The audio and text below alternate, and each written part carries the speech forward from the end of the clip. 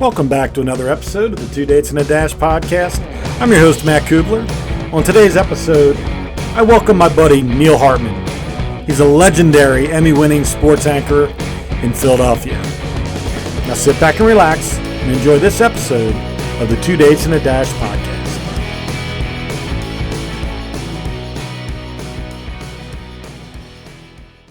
What is up, podcast land? Welcome to another episode of the Two Dates and a Dash podcast. I'm your host, Matt Cubbler. Before I introduce my buddy, longtime friend, some of you in the Philadelphia area will definitely know who he is, Neil Hartman. But before we get a chance to talk to Neil, I want to first tell everybody where they can hear the podcast. Pretty much anywhere podcasts are on the audio platforms, iTunes, Stitcher, iHeart, Pandora, you name it. That's where you can find the Two Dates and a Dash podcast. All I ask is that you hit the subscribe button and the automatic download button. That helps you so you know when new episodes come out, and it helps me because it allows my metrics to continue to flow the way they're supposed to. If you want to find me on YouTube, you can find me at Matt Cubbler. I have all the podcast videos up there, plus other stuff I put out. All I ask is that you also subscribe to that and hit that little belly thingamajiggy there to get the alerts whenever there's a new video that comes out, like the one we're going to have tonight with Neil. I want to learn more about me and my career and the things I've done and my leadership mentorship program, my youth programs. You can go to mattcubbler.com, and you can also learn about the greatest achievement of my life, the book I wrote about my brother Andy, called A Brother's Love, a Memoir. My brother Andy and I were very close. He was almost 3 years older than me. He was autistic before there was autism, and he had a severe stutter. And growing up in poverty like we did, in the places that we did, having the issues that Andy had wasn't always the easiest time for him. And the book is our life story together, and sadly it details also his death in 1989 in a car accident. So it's my brother through my eyes in a way that he now has friends all across the world who have read this and know him now. So if you want to get a copy of that, you can get there at mattcubbler.com, or you can go on Amazon or anywhere else books are sold online. All right, I think that's a wrap on the intro stuff. Neil, what's up, buddy? Well, first of all, what year did you do the run down to the shore in honor of your brother? What year was that? It was 2008. And I was going to bring that up. And one of the coolest things for those of you that don't know this part about me, when I wrote the book first as a therapy session, which I didn't know I was writing a book, but it sort of came to be a book.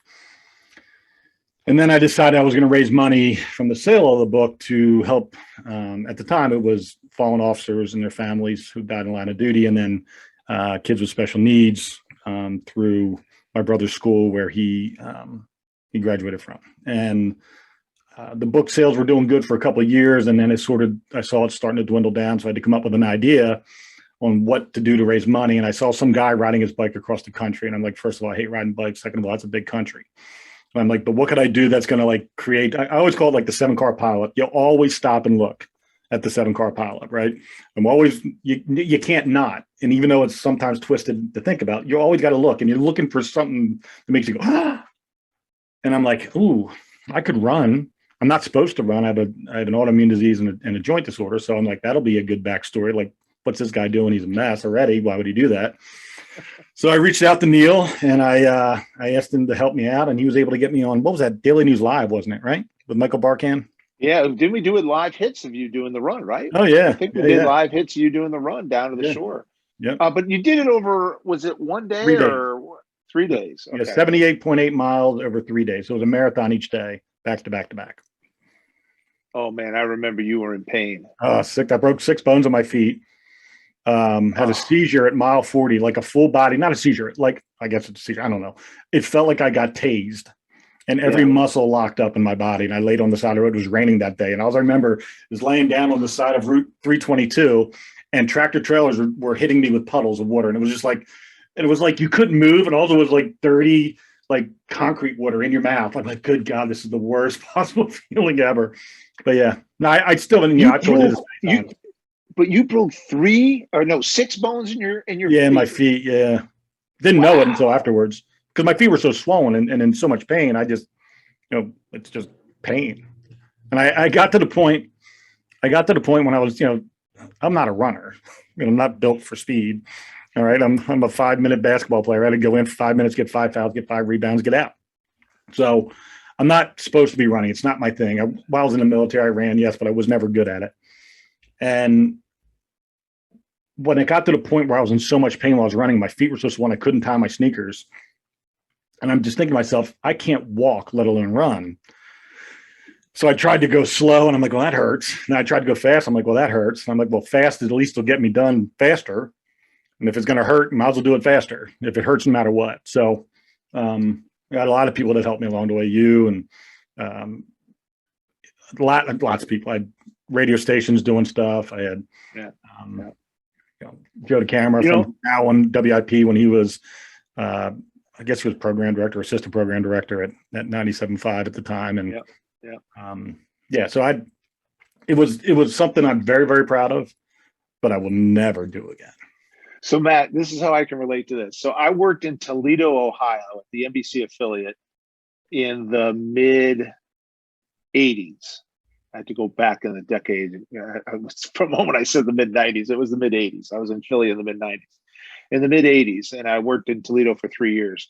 And I did this series called Nail Neil. And basically what it was, I would compete against viewers in their sport of their choice. But it was bizarre things most of the time, darts, some events that they would create, whatever it might have been. And one of them was this individual was setting a Guinness Book of World Records for going as far as you can on your knees. Right. Well, I said, all right, I'll do it. I'm not the Guinness, but I'll go with him for a certain time period. I don't even recall what the time period was. My knees were bloody to no end, and he had all these pads on. And I thought I was prepared. I put some pads on my knees, and I might have gone an hour. I don't even recall, but my knees were so bloodied, and I'm thinking like, this dude is doing this for days to set this record. And the will of the mind sometimes, that you can overcome certain things if you just put your mind to it. Right. And that's what you did to finish that race or marathon or whatever you want to call that run that you did. marathon, the triple marathon. Right. And then what this young man did when he went around in Toledo, on his knees. So, the human spirit, I think sometimes we learn a lot about ourselves when we put ourselves in those type of situations. And I think you probably learned a lot about yourself during that ordeal. Oh, no doubt. And there's a video, I'm trying to remember the movie. I think it's Facing the Giants or When We Were Giants. It's about a high school football program. I can't remember the exact name of the title, but there's a video that I show all the time when I'm in schools talking to kids. And it equates very well to my run, because I always thought, and I'm sure you have as well, many different times, that you've given your very best at something. Like I gave everything I had. I gave it my all. I did my best. And I honestly thought I'd done that 100 times in my life. Until I actually did, until I actually gave every little last ounce of me into something, physically, mentally, emotionally, spiritually. Everything was gone. And like I had to, in the center of town in Avalon, I had to, after I get done running across the state, I had to give a speech, which I was not prepared for emotionally, physically, mentally, or spiritually. And my wife had to finish it for me because I just broke down. It was very emotional. I was just overwhelmed. And in this video, it's kind of like what you were talking about on your knees. They do this, a drill where they bear crawl with somebody on their back and they blindfold them. And the coach says, I just need you to give me 10 yards. And then he's on the kid's going, he's, have I gotten there yet? He goes, give me more. I need more. And the whole coach is on the ground all the way down 100 yards with him. The kid didn't know he went 100 yards, but his arms are giving up, his legs. And he's like, don't you quit on me. Don't you quit on me. You've got more. You got to give me your very best. And when he gets done, he's at the goal line and he crosses the goal line. He goes, you didn't go 10 yards. You went 100. And he goes, that's when you see something in front of you that's scary, it stops you from wanting to do it because that's just your natural instinct humanly, right? You don't want to do that. I know that's going to suck. I know that's going to hurt. I know that's going to be painful, whatever. And he blindfolded him to show him what his mind and body could withstand if fear wasn't in front of him. And I think it's such a powerful video to show kids, because kids, they're malleable, right? You want to be able to mold them into these strong, confident, self-aware, responsible people. And there's a lot of things in their way sometimes. And explaining to them, I obviously couldn't run across the state of New Jersey blindfolded. But I learned how to overcome my fears. I understood what my brother went through all those years in being made fun of and bullied and all that he went through. I learned what that was like. I felt his pain when I ran. And I remember, my wife, and I think we married very similar, same names, similar women. And so I had people run with me to keep me company along the way and volunteers and stuff. And she decided she was going to ride her bike with me one time. And I'm at that point now where I was at an impasse mentally and physically. So we're going up this one stretch, and it's a slight incline. And my wife goes, "Great, a hill." And it was at that moment, I was like, "You can please just stop, turn around and go back. I don't need, I'm at a point where if you just, even though it wasn't a hill, like to any other point in time of the race, at that moment, I was about to say, hell with it and just stop." Yeah. And a short while later, I was on Route 50 in, I guess, Millville, right there and where the interchange at 322 and 50. And I come around the corner, I'm in the town area, and this woman comes by me, beeps her horn and pulls over. And she hands me $20 and says, "I saw you on the news.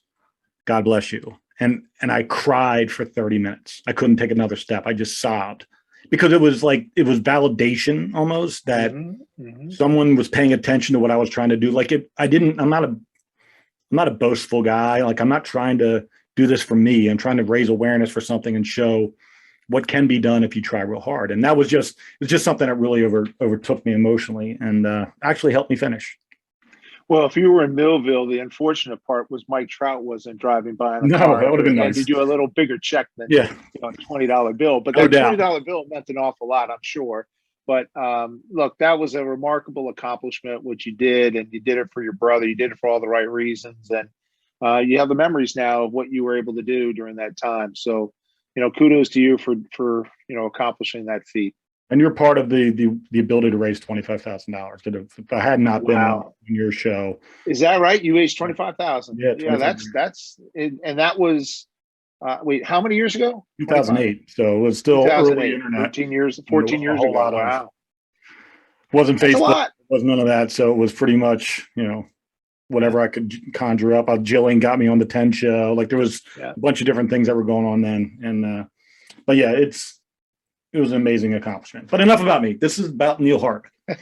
And the people want to know, and I asked the same question to everybody. I gave you a little bit of a heads up right before we hit record.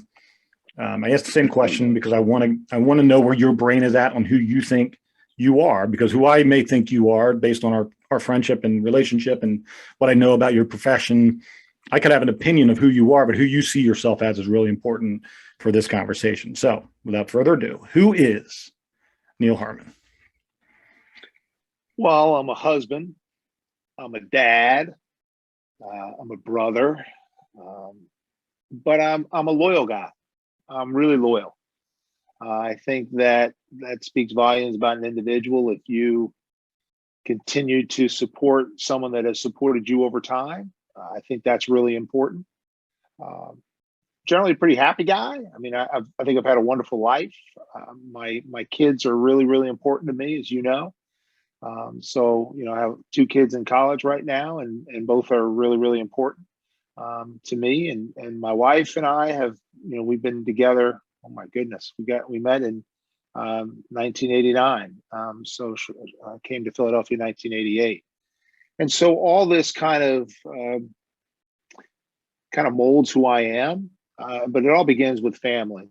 Something over the years. I was a sportscaster for 35 years, and many of those years. I would work at night. Pretty much all those years you work at night. And a lot of times you work holidays, you work weekends. And so my boss one time asked me, she goes, Neil, you have a great job, you enjoy it. I go, I love it. It's great. What's the one downside about the job? And my answer was simple. It was that I never had dinner with my kids and my wife. During the week, I never had dinner with my family. You go in somewhere 2:30 in the afternoon. You're coming home, everyone's asleep. It's after midnight, everyone's asleep. And so my life was really those couple of days when you did have, I was generally off in my latter years, last 20 years or so, Fridays and Saturdays, because Sunday you work football. So Fridays and Saturdays I had off. So those days were like gold. Or when I took time and vacation, as you know, Matt, spend a lot of time at the shore, at least I try to. And so when I'm down by the beach and with the kids, that was also valuable time. So I guess who I am is who my family, what we've created, my wife and I, my wife Lauren, and how we've, developed this wonderful family that we have and this life that we have. Feel very fortunate to have found my career at a very early age. I was 14 years old in high school, stumbled on a high school radio station and decided that I wanted to become a sportscaster. My brother was a really good athlete in high school. I grew up in Westport, Connecticut. And so my brother went on to play college football at Yale, and I was not my brother's size, and he was a great athlete, but I was able to broadcast games. And so that was my identity early on in my life, that I knew before my brother what he wanted to do, or my older brother who went on to become a doctor, what he wanted to do. I knew at 14 what I wanted to do. I was so lucky. I was fortunate. Just kind of stumbled on this radio station, and the rest was history. And then I just pursued a path and was determined to become the best sportscaster I could be. Well, fast forward about 40 whatever years, and in 2016 my contract wasn't renewed at NBC Sports Philadelphia, which was at the time called Comcast SportsNet. And the reason it wasn't renewed is because they wanted a different direction. They vastly changed their operation and how they go about covering sports in the Philadelphia market. And so I was the beginning of the downfall of, unfortunately, what we did for really 19 really productive years. It was very enjoyable for a vast majority of those years. So I have to reinvent myself, and I decided to eventually get into higher education, which if you had asked me even 10 years ago, oh, you're going to go into higher education? I'd say, no way. So I was able to find higher education, and I've been at Rowan University in Glassboro, New Jersey now for almost 3 years. And I enjoy the job thoroughly. To be able to find a second career path this late in life, it's not like I'm about to kick it. I think I've got a few more good years left. But to be able to find a second career that I really, truly enjoy, that's really well suited for me, I feel very fortunate. So that's my answer to who I am. It's kind of in a nutshell how my life has gone. And it all begins with family. And then I think also the passion you have for whatever you do in life. And for me, early on, it was sportscasting and being a broadcaster, and now it's in higher education. So those are kind of the cornerstones of what makes what is my makeup. What am I all about? That's kind of what it is right now. I first of all, I love the fact you said loyal, because that was that. If there's, listen, you have had a very public persona in our area in Philadelphia, and you're very successful, very well recognized. People knew who you were. I'm not. I'm just a cop from Pottstown, but we became friends many, many years ago, and mostly because of geography of where we were at in the summertime. But you became you weren't, I'm Mr. Famous and you're not. You were always very normal, personable, easygoing. We'd see each other on runs. We would see each other down the beach. You were always willing to chit chat. Our kids hung out together. There was always that connectivity there, and you stayed that way.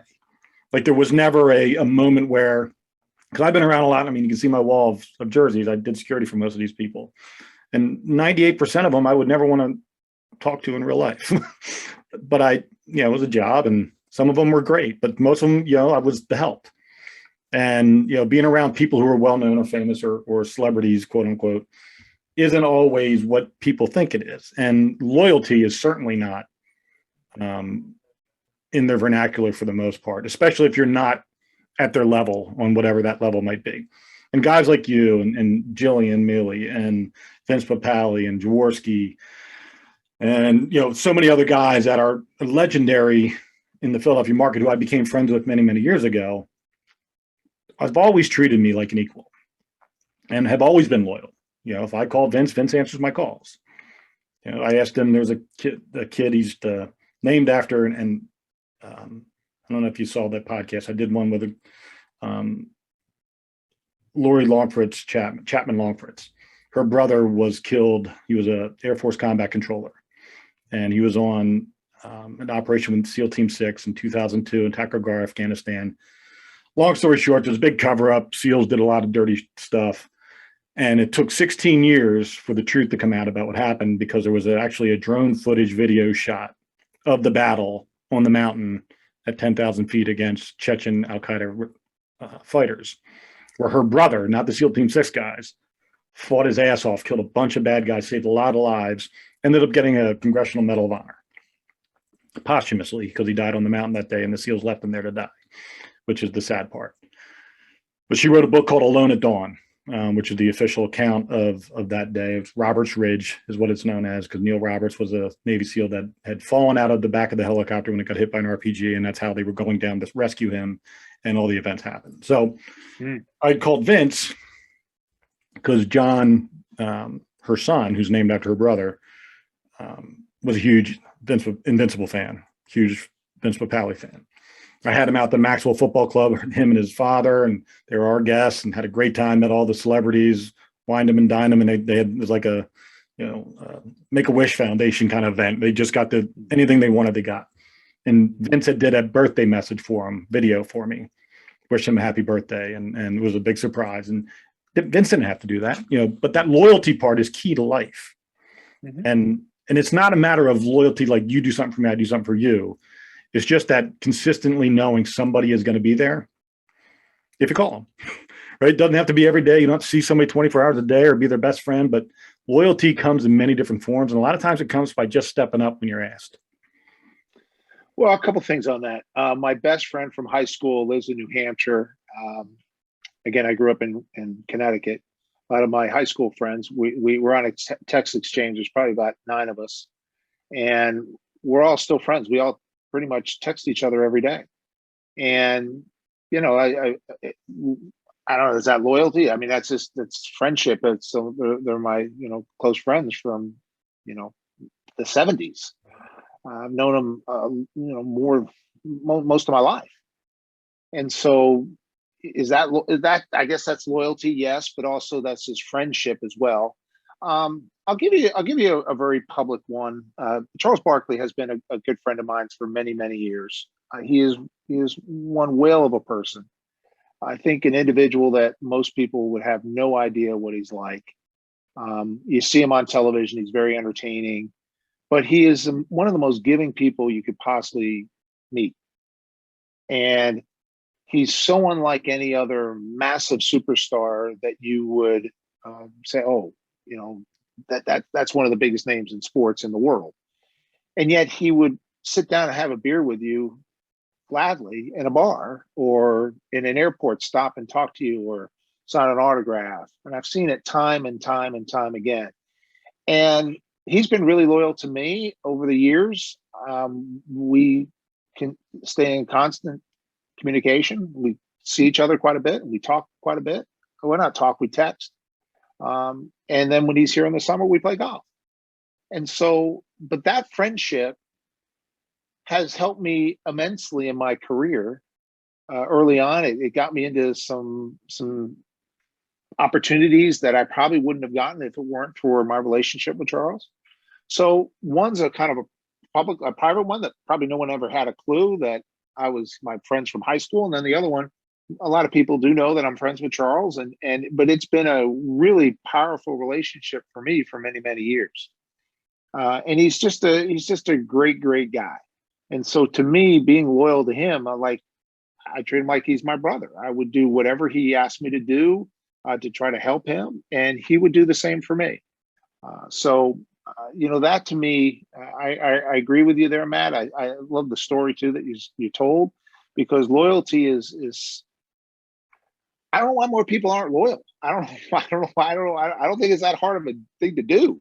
You just, and it's consistent with everybody that I have relationships in my life, whether it's a doctor or an attorney or, an accountant, whatever, anybody that I have kind of dealings with over a long period of time, I kind of stay with the guys. That's just kind of the way I am. It's funny, I try, this show is just 2 dudes at a bar talking, and I want people to understand what it's like to hear conversation about 2 people having, intertwined lives, but completely different lives, right? We've led completely different verticals, but there's been some cross-pollination. Lou Tilley, one of my very, very good friends who was a legendary broadcaster in Philadelphia. And, Lou talked to me one time, and I think we shared this on his episode of the podcast. Lou hit rock bottom professionally. And, it sucks when you're at the very, very top. He's CBS3, or I forget what it was back then, but he was the sports director or whatever his title was. He was the top dog, and he was living high on the hog, and everything was going great. And then all of a sudden, divorce and this and that, everything, the bottom falls out. And he said to me, and he texted me the other day about something, and I asked him, I said, why are we still friends? He goes, because you didn't leave me when everybody else did. Like we didn't have anything else other than we had a lot of similarities and things that we did together, but there wasn't this overwhelming friendship. Like, we hung out. I've never been to his house a couple of times. I've never done like social stuff with him outside of events like with the Maxwell Football Club or whatever. But I like Lou, and he's a guy that always gave me his time and always treated me with respect. Like I wasn't, the help or whatever. And I found that to be refreshing. And when he needed a friend, he didn't ask. I just offered it. And that was, I think that's part of what you're trying to say too, is that, friendship, there's one thing about friendship that is true, is that there should be, and most times it is, a loyalty like underwriter in there, right? Like that's just part of the word friendship. That should be congruent with that, right? That's not something that should be, oh, and by the way, I need you to be loyal for friends. It's an automatic. And sometimes there's loyalty where the friendship part isn't as strong, but the respect part is. I think that's a big part of it too. I always say you need to have 5 people in your life, whether they're 5 at the same time or 5 throughout your life, that you can call at any given time to bury a body and they're not going to ask any questions. Like you need to have that group. And then there's a bunch of everybody else's, right? That can be loyal. You can have trust and all that kind of stuff, but you're not asking them to bury a body. And I'm not saying everybody needs to be at that level, but I think everybody needs to find or have that network of people that they trust so implicitly that loyalty is so strong that you never have to ask that question. I don't think about burying bodies. I you know me, I'm a cop, so I'm always thinking about how do people get caught in crimes, right?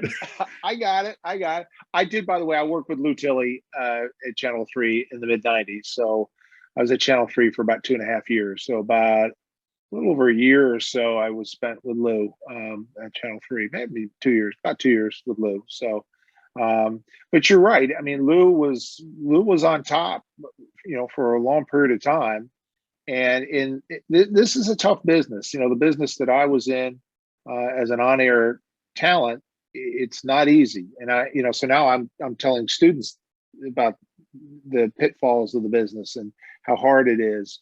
And yet nowadays there's plenty of opportunities for young students to find a job because of these things right here. There's opportunities out there.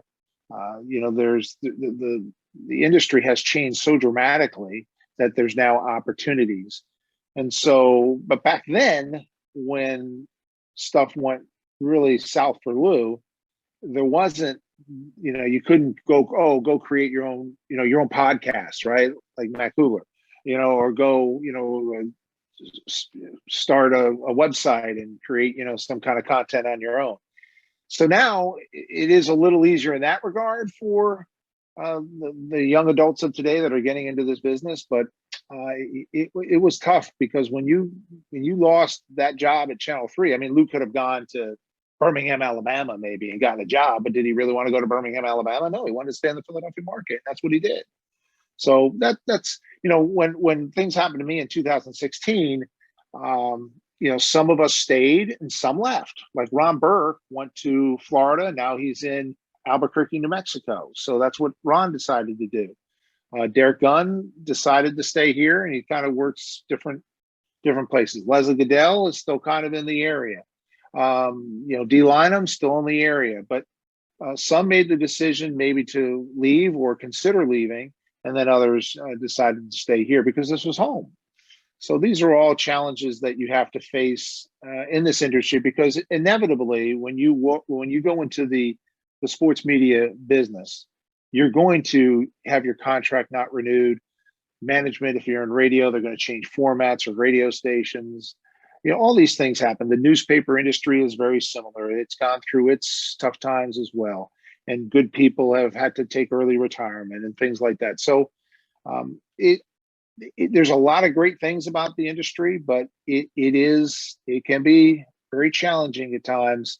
And you want to just warn students about the pitfalls that potentially are there, but also the positive part is there's also lots of opportunities out there now. You just have to be, proactive, aggressive, look out there, put your name out there, put yourself out there, and hopefully you'll find something for yourself. When you were telling me who was Neil Hartman, one of the things that you said was, you knew what you wanted to do since you were 14, right? Mm-hmm. And that's a special gift. I've known I wanted to be a cop since I was 6 years old. My mom dated a cop named Leroy Frame, and I sat in the front seat of his police car and I put his hat on, and that was it. I was hooked. And one of the cool things, I want you to talk about this a little bit, is you're almost like, it's that full circle component. Like you're now Miyagi, right?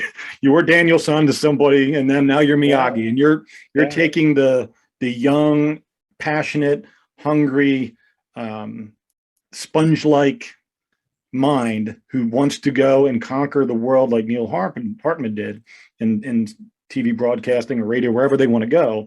And you're the one that's sort of creating those sparks of greatness, right?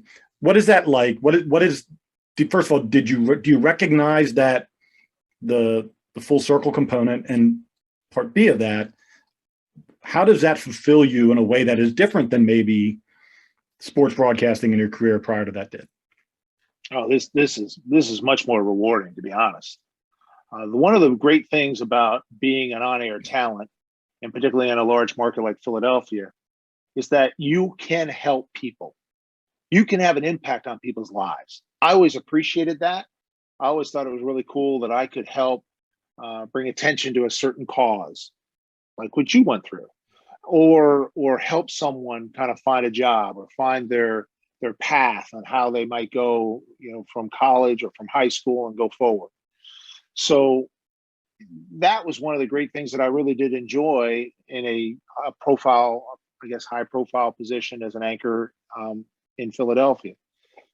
Now, 100%, I know I want full circle.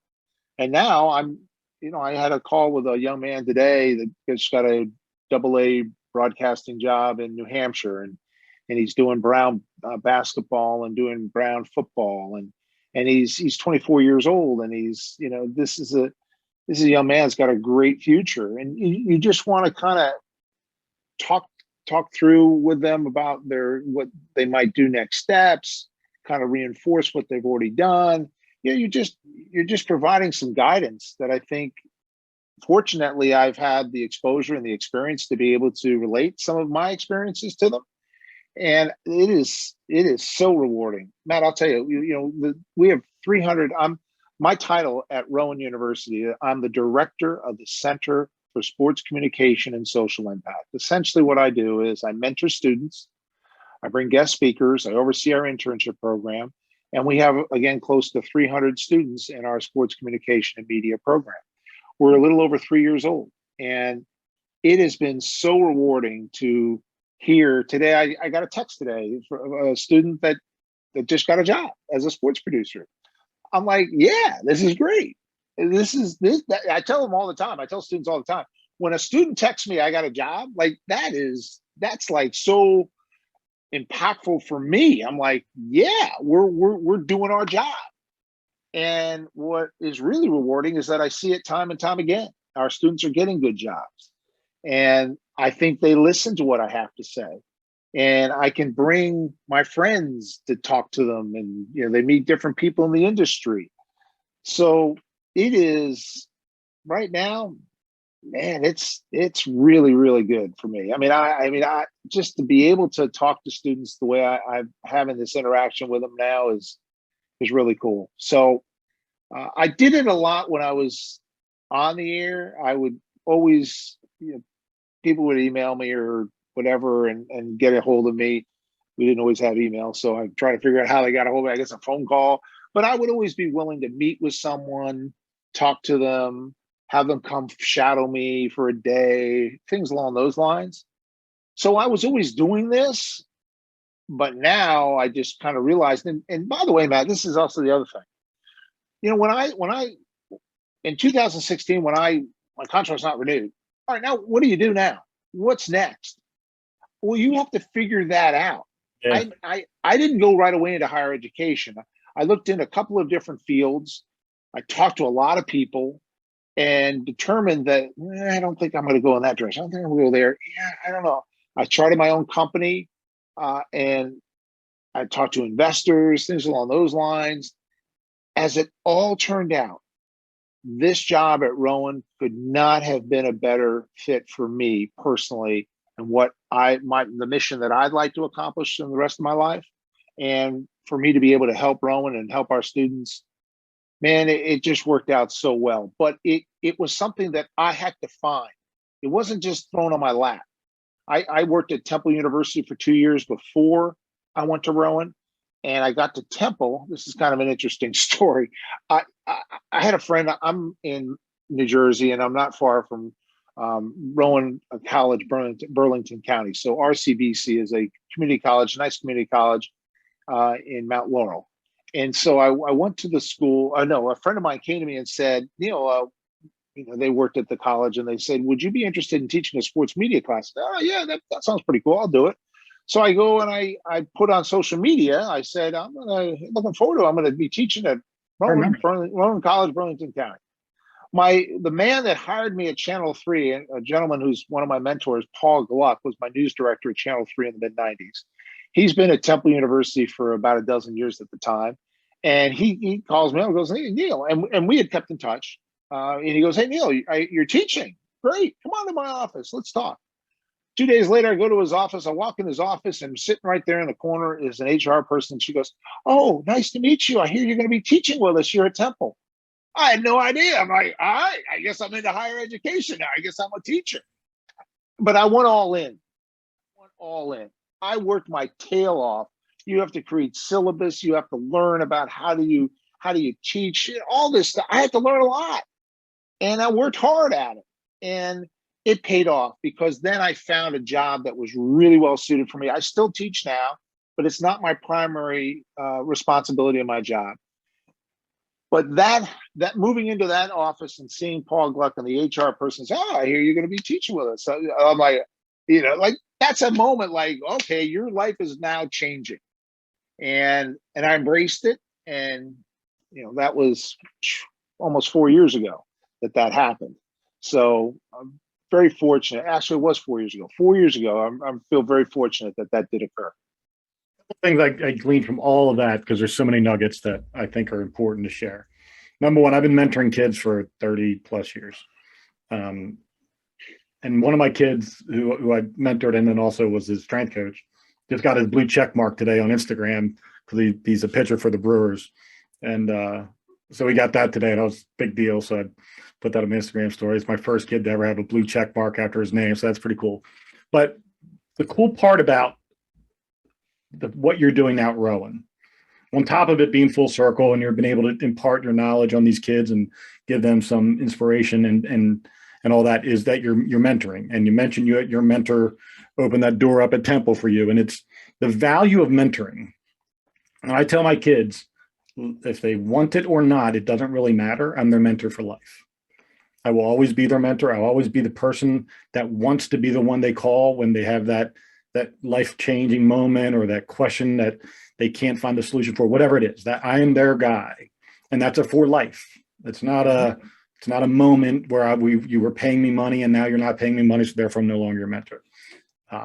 It's for life. And I think one of the cool parts that this story you just told says is that your mentor from the mid-90s saw something that was in your social media post and was like, I want to help the guy that I mentored back in the day. I want to open up another opportunity for him. I know he's looking. I know there's clearly something there that we can, he became your mentor once again. So it's a for life thing, right? And I think that's when you get that level of access into another human being's life. and you have that trust, that loyalty that we've been talking about, that is just inherently accepted, that you don't have to question it. And I'm sure you never once ever thought, what was his last name, Gluck? Paul Gluck, yep. I'm sure you never once doubted whether or not, if you called Paul, that he would help you, right? Oh, no question. No question. But you didn't even have to call that time. He called you. No, he called me. And and I would see him from time to time over the years at an awards banquet or something like that. It's not like I was texting him or emailing him constantly. We would see each other, once every year or two. But there was always a reason I would send him something, just to stay in touch. And then when I was at Temple for those 2 years, man, I would go into his office, check in with him, and it was great. I really enjoyed that interaction with him at that time. But it all, it just worked out. The timing was just the way it all unfolded. Sometimes when you're younger, you're impatient. You don't have that understanding about, you have to let things play out. You can't go from here to here without making a kind of slow, journey to get there. And I think that's also, to answer something that you said earlier, that I don't have any airs about myself. Like, I think when you start at 14 and you slowly work your way through the industry, I didn't achieve instant success. I think that causes somebody to maybe have, be a little, think you're a little bigger than you are. I think you have to if you go through the process, not to take away anything from the Sixers, but if you go through the process, I think that helps you at the end. And I definitely went through the process. When you were saying that story before, by the way, as you know, I'm on the shore, we have the street going by where, there's cars driving by all the time. Do you know how many people, when I'd be out there gardening or something, right? I'm putting mulch down or whatever, doing something on the front of the house. People would drive by, they'd honk the horn. And I met more people later on, like, oh yeah, I hear you're on, that street, and I saw you driving by. Yeah, I didn't know you were in, whatever. So like, I'm like, I love meeting new people. I just like talking to people. I'm a people person. And so my wife maybe thinks I'm too much of a chatterbox. But I enjoyed that interaction when you meet new people. And I met more people that way by just saying, hey, I hear you're on, I saw you're out there weeding, and I bump into them later on, and then they become friends. It's like, that's just the way it happens. Matt, the way everything works out, it works out for a reason, and I'm just really grateful for all the opportunities that I've been afforded in my life. I think a lot of it has to do with, and you talked about that process and kids, and specifically, we both have kids about the same ages, and we live in an instantaneous world. I remember growing up, and you do as well. I'd be sitting up in my bedroom with my transistor radio, and the Phillies be playing the Dodgers, and it's 11 o'clock at night, and it's the fifth inning, and I can't stay up any later. I got to go to bed, and I wouldn't know who won the game until the late edition of the Inquirer, right? Because the early edition wouldn't be able to get the score in, so you didn't even know who won the game until the late edition. Now I know the pitch, the location, the speed, curveball, changeup, fastball, whatever it is, as it's happening, and I think we live in a world where that is the expectation. And it's important for people like you and I, when we're mentoring young people, is to try to convince them that it's the journey that makes it worthwhile, not the destination. And when you have the opportunity to truly understand, and having written a book about my life, I can't honestly say that I was living my life in the moment all the time growing up, or for the first 5 years of my life. But after you write a book and you get to relive your life, and you write a memoir, and you see how you got to where you are, from the day that I wrote that book on, I've lived every moment as if I'm living the greatest journey in history. And I love being a part of all the shitty stuff, the great stuff. I love it all because I'm living life. I'm thankful that I get to see and experience all the things that are going on, all the bad stuff that's happened in the last 2 years. I am thankful that I was part of this. Like, at some point in time, I'm going to tell my grandkids what it was like to live through 2020 through 20, whenever it ends, right? Whatever it is ends, right? So I love that journey. And I think giving kids that appreciation for what they're about to partake in, and understanding that every no is just a learning point for the eventual yes. You have kids that, especially I work with a lot of high school kids, and break up with a girl, or a girl breaks up with a guy, and whatever, and it's the worst thing in the world. I'm going to die. I hate my life. It's over. And I always tell them, I said, there's only one person you're going to spend the rest of your life with if you do it right. And every person you date up until that moment was just a teaching point so that you could find the right one. Like what you found in Lauren and I found in my Lauren is a culmination of failed relationships, right? All the things that you liked and disliked about each one along the way helped you build that ability to be a good, husband, but also find the person that you go, yeah, that's who I was really searching for the whole time. So I think teaching that in these kids and giving them it's not even teaching, it's giving them the value of appreciation for it. And when they can hear, when you've been through it. So it's not like you're a professor who, went to college and has been in academia his whole life talking about something he's never done. You literally lived it for 40 years. So the journey, I like what you said there about the journey, and it's not the destination. It's not that journey is always more enjoyable than that final destination. I'll give you 3 examples. One, when I was in college, there was a producer for ABC Sports by the name of Doug Wilson, who spoke. I went to Ithaca College, and he spoke at Ithaca College, and I went to see him speak.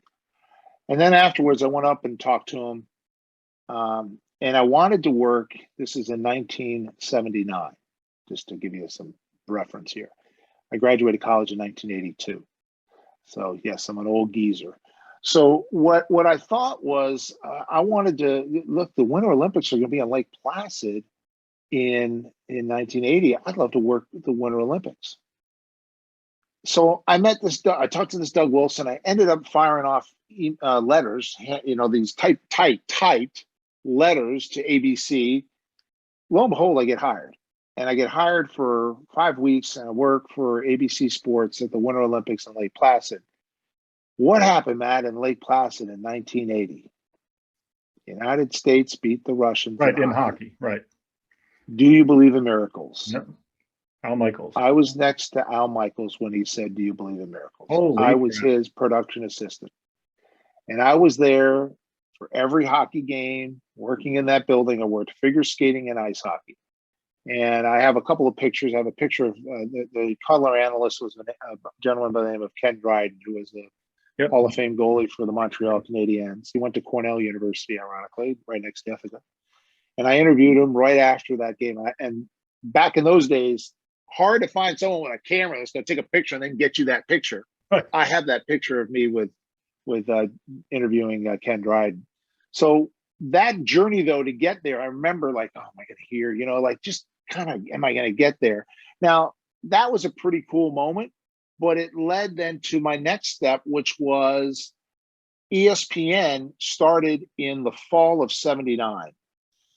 And my junior year, second semester, so the spring semester in 1981, I had an opportunity to go intern at ESPN. I was one of their first interns ever. I went there in January of 81. They were a little over a year old. They were very disorganized. They were in one building, vastly different than what it is today. It's now a whole college campus. But I got paid. It was a great experience. Chris Berman was there. Bob Lee was there at the time. These were iconic, broadcasters that were part of ESPN for many, many years. And so that was like the kind of, again, it's all part of the journey of where I'm trying to go. And that was a pretty cool moment. And then now go full circle to when my professional, and probably it's going to be on my epitaph, is I was the one who asked Allen Iverson about practice in the infamous 2001 press conference, 2002 press conference. And so that was something that to this day, people come up to me, whoa, you asked Allen Iverson the practice question? And in 2016, I was at the Final Four in Houston when Villanova won on that Chris Jenkins shot. And the day before that shot, Allen Iverson was named into the Basketball Hall of Fame. And they always have the players go to the Final Four and they have a press conference. And I actually had a chance to talk to Allen there where I said, do you know who asked the question about practice? And he goes, and I don't. And I go, it was me. I asked the question. And he goes, and he looks at me and he goes, and I liked you. You know, like he said that not a day went by that people would not bring up practice. Oh, not a game, practice. How the hell am I supposed to make my teammates better by practicing? I mean, that's one of my favorite lines in that whole press conference. But it all keeps going. Like the journey is the best part. Yeah. Like experiencing all these moments. Like it didn't just end there after practice. It didn't end. Like it just keeps going. And so appreciate each and every step. My wife tells me that all the time. Appreciate what we have, the moments when we're with our kids or when you're going through a really special moment at work or you know, as a family, whatever it is. Appreciate it. And that's something that I have learned over time. But I think it's hard for younger people to understand that because they're on such a rap. Oh man, I got to get there. But you got to smell the roses as you go along. And even at, you know, I'm 61, even at 61, I know I got to start appreciating. I got to realize this is a pretty cool moment right now. And I got to sit back and just take it all in. And that's something that's really hard to do even at my age. It's I didn't know you were the question asker for the practice question. That's news to me. And I don't know how many people know that. I don't know how yeah, it's out there. I mean, The Athletic, which is, you know, a very popular national sports publication, they did a really nice expose on the whole thing.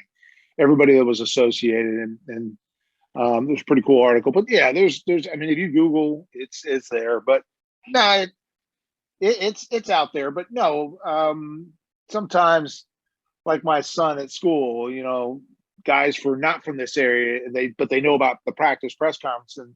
Somehow it comes up and they go, whoa. Your dad asked the question to Iverson. And it wasn't one question. It was like an exchange for about 2-3 minutes. He said the word practice, by the way, 21 times in that press conference. And he wanted to keep going on. And hey, it's probably it has to be a top 3 most memorable press conferences of all time. No doubt. And you know, kind of like with what was the coach for the Colts? Playoffs. You're talking about Jim Mora. Jim Mora. Playoffs. Right. Playoffs. That was the best. Playoffs is That's another one of those. That's another one. Yep, for sure. So quick Chris Berman story. So I was the director of security for the Maxwell Club for 12 years and with the club since 94.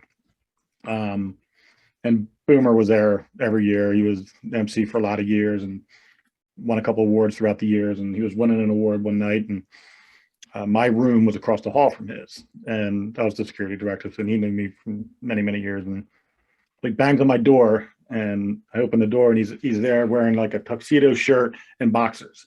And he goes, "Follow me." And we go into his room, and I'm like, I don't know, this could go 75 different ways. I'm not sure how this is going to go. He's in the bathroom, and he goes, "On the coffee table is my speech. Give it a look." So I'm reading it. And he goes, "What do you think?" I said, "Looks great, Chris. Looks great." He goes, "It's shit. It's shit. The whole thing's shit. I'm just going to wing it. All right. That's all I needed. Thanks." I left the room. But I was like, it was those moments like Harry Callis. I sat down and I drank a half a bottle of vodka with him, talking about baseball. And, you know, like those moments, those are all things that I would never had those opportunities had I not been with the club. And, you know, appreciating those stories, just like your practice or being there with Al Michaels at the Olympics, like those are all connective pieces that make up the epithet of Neil Hartman. And people ask me why I do all the things I do. I've been 100 miles an hour my whole life. There isn't anything I won't stick my toe in and give it a run at. And they ask me why I do all these things. And I said, because I don't want anyone to ever say that I didn't give life everything. Like I want to be that guy that every part of me is intentionally giving it everything I got. Yeah. Ever since I ran across New Jersey, that was like this, it was a catalyst for me to realize that I actually achieved my very best, but I know I doubt I'll ever duplicate it. Yeah. So I have to give everything I can to as many different things and many different people in as many different ways as I possibly can. And whether it's parenting or being a husband or being a police officer or podcast host, for Christ's sake, it's to be intentional and to really give everything I have in the moment that I'm in it.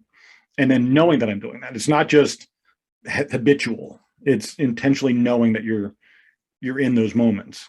And you never know when a miracle happens, right? Or a practice explosion happens. And those are when you're intentionally in those moments, they resonate. Yeah. And I think it's important for kids to learn the value, because you never know. Like life is just a sequence of moments that attach together till you die. And it's some of those moments are, it's like an EKG, there's high blips and there's some static flatline, right? And it's those high blips that keep you going to the next one. Well, when I was doing talk radio, I always say the Hartman high-low theory. Like, you can't take the highs too high and the low too low when you're going through. Like, if you after, in the Philadelphia market, right, the Eagles, after they win, it's like euphoria. After they lose, they suck. It's a terrible team. Blah, blah, blah. So you gotta stay even keel. I think that's one of the things that I think is important. Maybe not for fans. I guess fans can get that way, but as a player, you have to certainly keep it. Who probably does it the best is like golfers. Like, most golfers, like, it's like flatline. Like, you can't tell, is this guy up by 3 or down by 3? I can't tell. It's like that's probably a learning lesson right there. Of trying to how to maintain your composure during, whether it's a really good time or a really tough time. I had a conversation with Becca, and she was a very talented swimmer, and when she was starting off her career in college, I was like, college can be multiple things if you want it to be. It can be the greatest 4 years of life socially. It can be the greatest 4 years of life academically.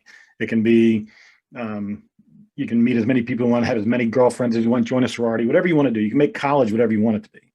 I said, but you have an opportunity to be great. I said, now, if you tell me that you don't want to put in that work, and I'm not going to fault you for it, like, that's a lot. Like, it's hard to be great at something.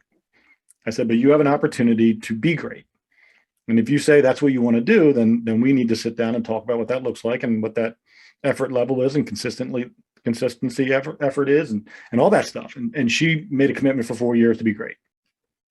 And what I wanted her to make sure she did was not to get lost in the destination of being great at the end, but appreciate every single moment of that season for her freshman year, sophomore, junior, and senior year, so that those swims, those moments with her team, those going to NCAAs, whatever it is, have just as much value, if not more, than getting her name on the wall as a Hall of Famer.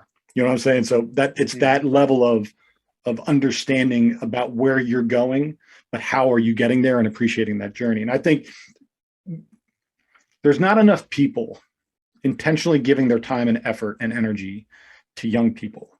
And I'm a firm believer that 99% of the world's problems can be traced back to either shitty parenting or lack of effort by an adult in a child's life. And mentoring is literally the missing piece. And it's something I'm passionate about. I know it's something you're passionate about. Is if even I know kids I mentor, they have great moms and dads. I'm not trying to be their mom and dad. I'm that other person in their ear that has a different vantage point because I'm not emotionally attached like a mom or dad to their life. I have more of a critical thinking ability to analyze problems in a way that maybe people, ankle deep into it can't. Do you find yourself, and you're 3 years into this program, from where it started to where it is, have you evolved as a mentor, or whatever the title is you want to give yourself when you're engaging with your students? Have you evolved, and do you see the return on that investment growing every year?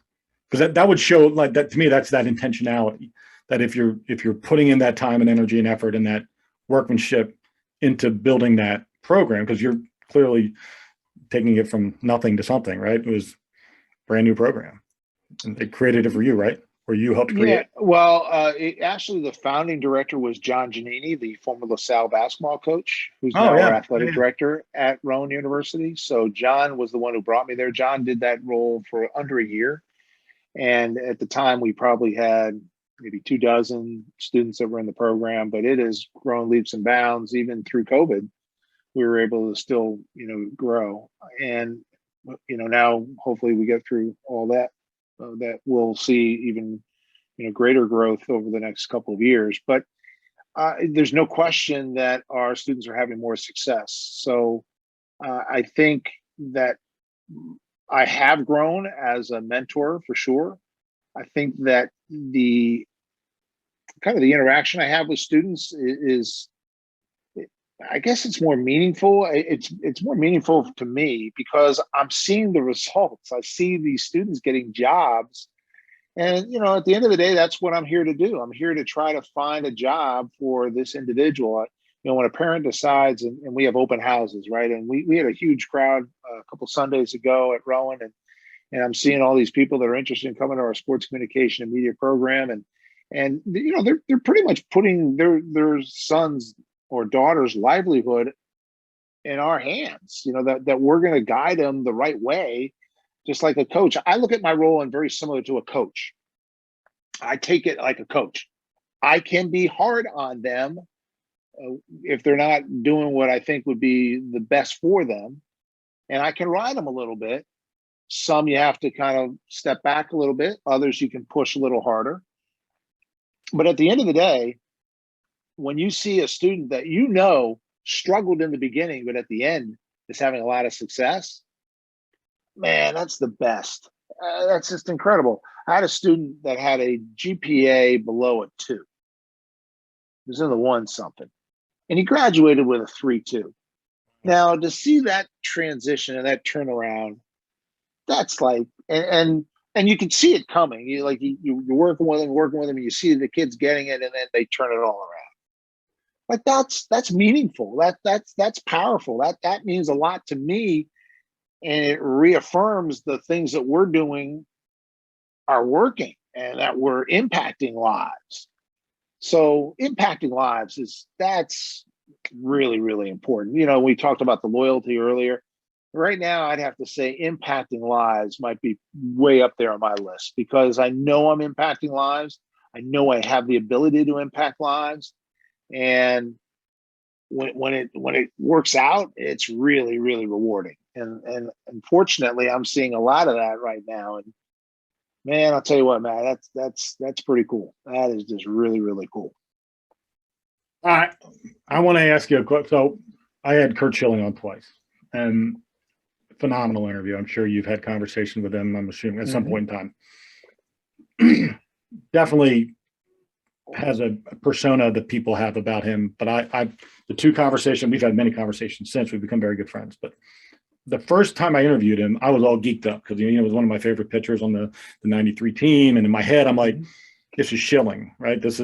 I cried when they lost the World Series when Joe Carter hit that home run. Like I was a baby. I was just sobbing in a bar, actually. I was a bouncer in a bar crying. But I digress. The first time we talked about 5 minutes of baseball and the rest about life, God, faith, everything else but baseball. And it was a great interview, phenomenal. The second time, I said, listen, let's try to talk maybe a little bit about baseball. And the conversation just sort of flowed. And he actually shared with me a story about the bloody sock that he had never told publicly, about moments before when he was with the chaplain before each game, crying with the chaplain, saying he doesn't deserve to have this opportunity, and just the emotions, the belief that God was somehow involved in his ability to overcome some personal pain and his leg to be able to his what he did to his Achilles or whatever it was, the nerve that's down there, that surgery was able to hold and allow him to pitch again. Is there something that I'm not going to ask you to divulge you Neil Hartman's secrets of life, but is there ever a story that has happened professionally to you that you've never really shared publicly before that you could share tonight that isn't going to jam you up or someone else up, but maybe a good story, positive something?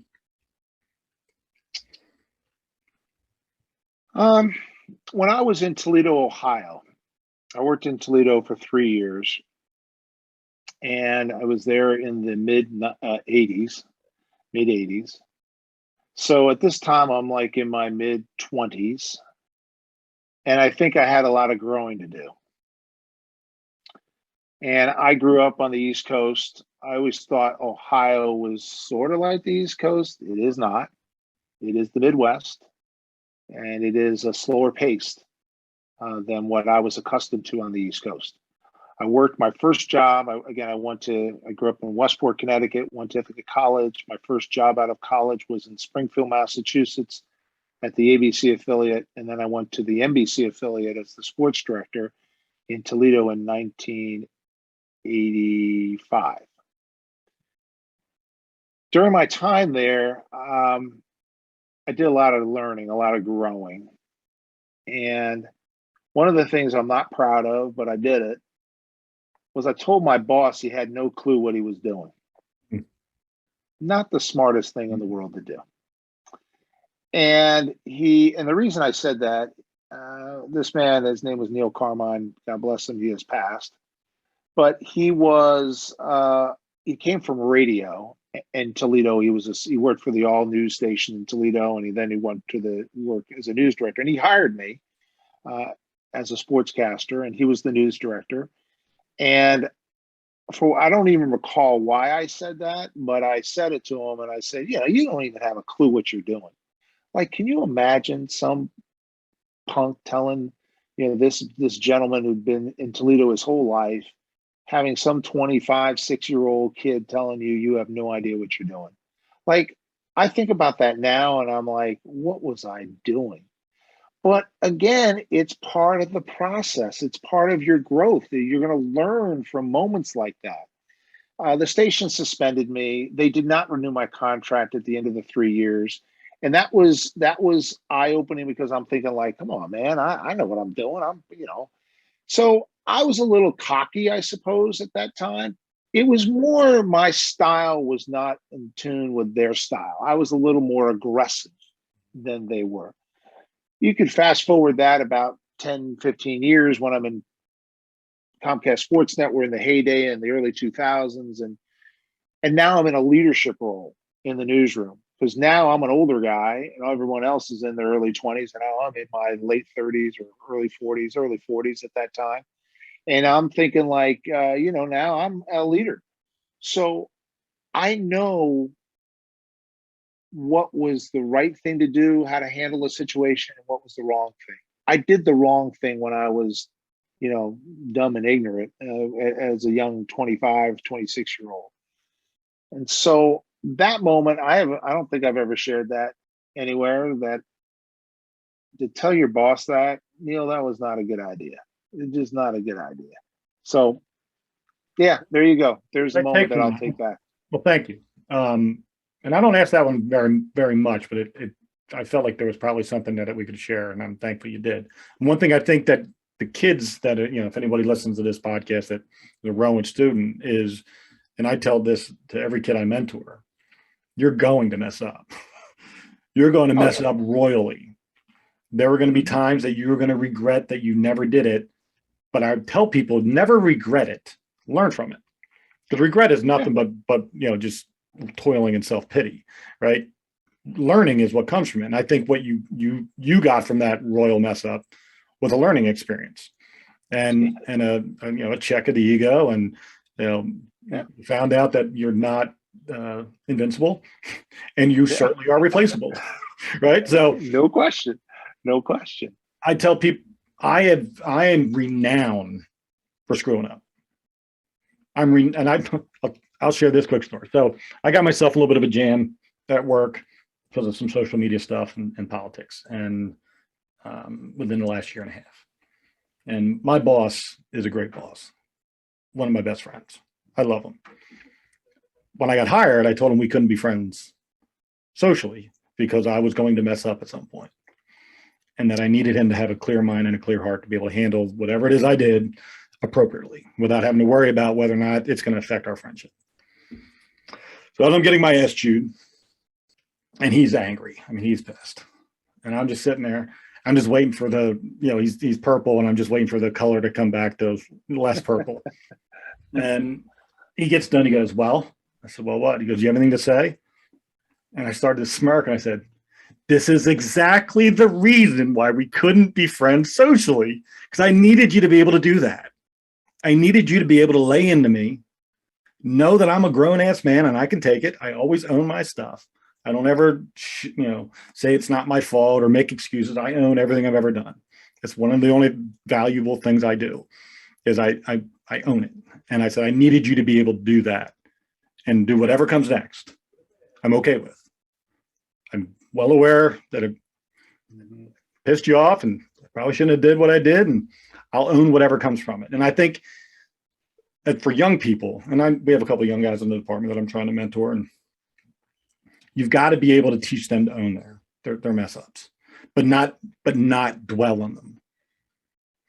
There's got to be that move forward point at some point. And I think your story exemplifies that you've got to be able to move on, and that you were able to then have a great career after telling your boss he doesn't know how to do his job, right? So that could have followed you, right? Conceivably, but you learned from it, and you probably never even ventured down that rabbit hole ever again. So I think those are teaching moments. And I think that's a great way to sort of wrap up the show, because I think it's something that everyone has experienced at some point in their life, whether it's with their parents or teachers or their bosses or whatever the case might be. We're all going to mess up. Some of us worse than others, but for the most part, everything is recoverable if you put in the time to learn from it and make the course corrections. Yeah, I learned from it for sure. And I think it helped me humble myself. It's not like, Matt, it's not like, oh, the next day, oh yeah. I mean, I knew I'd messed up, but it didn't really have the impact it should have had until years later. And then when you're in that kind of leadership role, you kind of understand, like respect too. You have to show respect to some people that have, paid their dues and have gone through their experiences that can probably teach you something along the way. So yeah, it didn't happen right away, but it did over time. And look, I even think about it today, and that was, 1985. It was a long, long time ago, over 35 years ago. So, I still think about it today. That was not a smart thing for me to do. As a cop, the older cops are called dinosaurs, and I'm a dinosaur now. And I remember as a young cop thinking that every dinosaur was, he has nothing to offer. He's old. Your time has passed you. Let the young bucks take over. Like that was always the mindset. And as I got older in the job and more experienced and had more experiences, I realized that being a dinosaur is like being Obi-Wan Kenobi, right? Like there's nothing that I haven't seen or done. And everything that you're getting worked up about as a young officer, I've either done it the wrong way and then done it the right way later, or vice versa. But I always have the answer that they're looking for. And how you communicate that, I think where the disconnect was for me as a young cop with the older cops is they didn't take the time to get me to hear them and to experience their experiences through their eyes and understand it. It was all, get out of my way, let me do it, young buck. There wasn't a whole lot of that. And I think that goes back to my mentorship component, where if you take that intentional time to impart your knowledge in a way that is received well by a younger person, that can change the course of their life forever. Mm-hmm. And it's just a matter of wanting to be intentional with your time. Yeah. And I think that's one of the greatest things you can do as in the position you're in right now. Well, just every day, there's opportunity for me to be able to, impact a young person's life every day. And when I see these incredible results because of not just my doing, but other people on campus and other students mentoring, their fellow classmates, when you see all that happening, that's when you're in a pretty good place. And that's kind of where I feel right now. It's just really rewarding and really enjoying it. Just like I enjoyed this, man. was awesome. spending an hour and a half with you or whatever it was. It was great. Sort of flew by. Enjoyed the opportunity to be able to talk about things that I think are important to our youth of America. Hopefully they listen, but I appreciate the opportunity. Well, hang tight. We're going to talk off air. I'm going to close out the show real quick. Everybody, thank you for watching and listening to this episode of the Two Dates in a Dash podcast. I am your host, Matt Cubbler. Thank you again to my special guest, Neil Hartman. Please, if you have a young kid that's interested in sports broadcasting or anything in the television, radio world, and you want to send your kid to a great school, look up Rowan and look up Neil and send him an email. What's your email, Neil, for people who want to? Hartman, Hartman with an additional N. So Hartman N at rowan.edu. Awesome. Hartman N at rowan.edu. Perfect. Do that, because I think your kid will learn something far more important than just the X's and O's of how to do their job as a sports person or a TV person. Once again, don't forget to download and subscribe to the audio platforms, to YouTube at Matt Cubbler. Go to my website, mattcubbler.com, to get a copy of A Brother's Love, a memoir. And if you have an opportunity to impact lives, especially the lives of the next generation of our youth, be intentional with it. Do it with purpose. Do it with a desire to impart on them all the knowledge that you've gained throughout your life so that they can navigate the world a little bit easier. All right, everybody. God bless. Go out and be kind to one another.